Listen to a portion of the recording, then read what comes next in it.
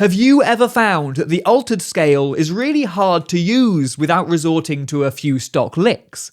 Well, luckily, a really simple shift in how we think about the scale will not only make it far easier to use, it'll also get you sounding more and more like your musical heroes. Often, when we're trying to get a new sound into our playing, whether that's the altered scale or anything else, we'll spend loads and loads of time practicing the scale, so it's really comfortable under our fingers and in our heads. And of course, there's nothing wrong with that, but it doesn't always make it very easy to improvise with. And so many of the jazz greats aren't even thinking in terms of the altered scale when they're getting that altered sound. It's crazy. Now, for those of you that don't know, the altered scale is just the 7th mode of the melodic minor scale. Or to put it another way, it's the melodic minor, it just starts on the 7th note. So C altered would be the same notes as D flat melodic minor. So D flat melodic minor, we have D flat, E flat, F flat or E natural, G flat, A flat, B flat, C, and then of course D flat at the top.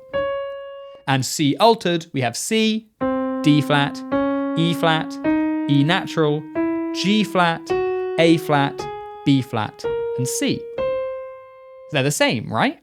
And this is a really hip sound to use on dominant chords because the scale naturally has some really tasty extensions. So on a C7, the scale naturally has the flat 9, the sharp 9, the major 3rd, the sharp 11, and the flat 13. And then putting those into your playing gives you some really nice tensions.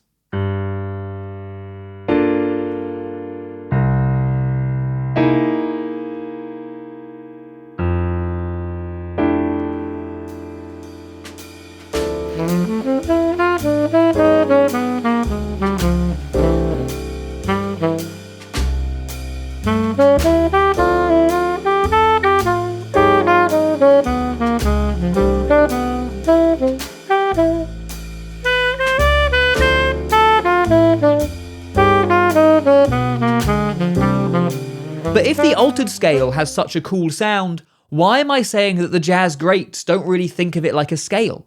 Well, check out this Cannonball Adderley line where he really clearly uses that altered sound.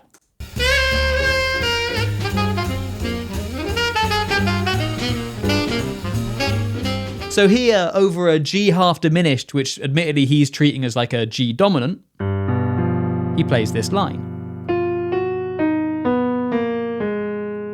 And that's definitely altered, right? It's got the 7th, the flat 13, 3rd, sharp 9, and the flat 9. 100% altered. But there's also this rogue G flat near the start. And there's no G flat in the G altered scale. How weird. And if we look at that line again, but ignore the fact it's over a G chord, well, it kind of looks and sounds just the same as a bit of A flat minor language. In fact, that's a super common piece of jazz language if we think A flat minor 7. So Cannonball got that altered sound not by thinking of the altered scale and not even playing it 100% correctly, but by thinking of minor language a semitone above the chord, thinking of A flat minor 7 on a G7. But, you know, Cannonball's got a lot of idiosyncrasies within his playing. Maybe it's just a him thing that's a little bit unusual. Well, no. Dexter Gordon uses that same technique loads. Check out bar 28 of his solo on Cheesecake, for example.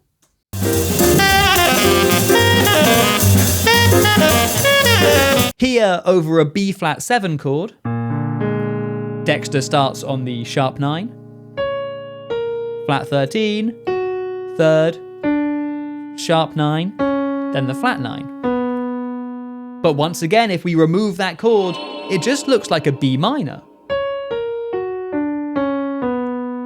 That's just a B minor arpeggio with a 9th in it. So, okay, those are two jazzers whose heyday was 60 years ago. Jazz has moved on since then, and surely modern players do think in terms of the altered scale. Well, no. I mean, I'm sure there are some that do, but not all of them. Check out Patrick Bartley's Singing in the Rain solo. About a minute and a half in, he plays this killer line.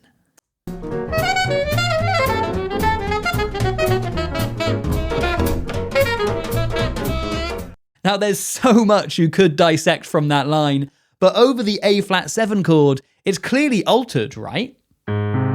You've got the flat 13, the 3rd, and then the flat 9, really clearly just in the first half of the bar. But really, just like Cannonball and Dexter, it's just minor language a semitone up. I mean, the first 2 beats is pretty much just an A minor arpeggio. You can't get much clearer than that. And then, only about 15 seconds later in the solo, there's another 2-5-1 in D flat, and this time he plays this.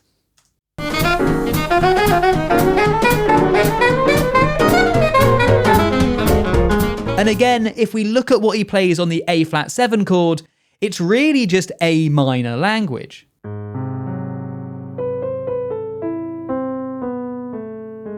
Now, there are loads of other examples of this concept, both in that Singing in the Rain solo and across the jazz and pop spectrum, but I'm pretty certain you get the idea by now. But this does raise the question of why it works so well. Well, the first reason is that in terms of the notes, there's not really much difference between thinking of the altered scale and thinking of minor language a semitone higher. The altered scale is just the 7th mode of the melodic minor after all, so if we do that semitone shift in our heads, we kind of get back to the same scale anyway. The only real difference in terms of the notes is that if we're thinking of minor 7 language, well, the 7th of the minor 7th chord isn't strictly in the altered scale. But as long as we're using strong, harmonically clear language, even if that wrong note does slip in, it's still going to sound great. I mean, just a few minutes ago we heard Cannonball Adderley play that wrong note, and it sounded killer. And the other reason is that the minor triad naturally hits the flat 9 and the flat 13th. So on a C7 chord, the C sharp minor triad, well, C sharp, flat 9, the G sharp or A flat is the flat 13, but you also have the 3rd of the chord, that E, which keeps everything nice and harmonically stable while the other 2 notes provide the fruity colour. And it means that even if you're a little bit stuck, you can just play around with that triad and it's still going to sound pretty cool.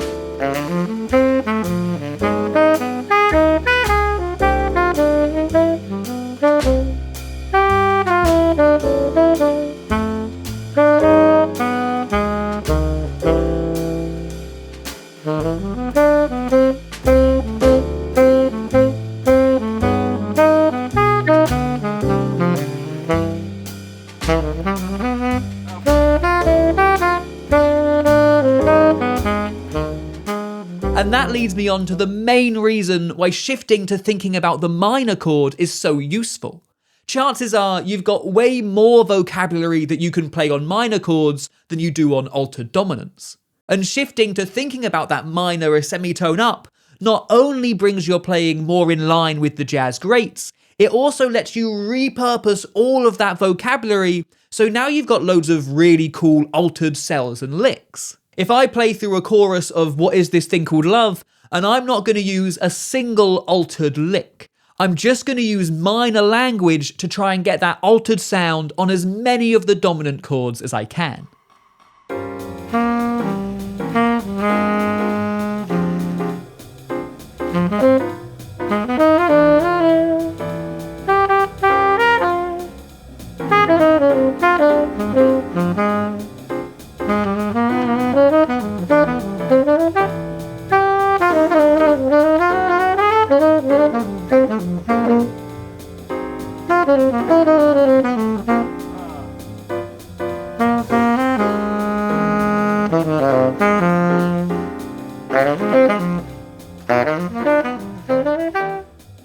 Could you hear just how much easier that was?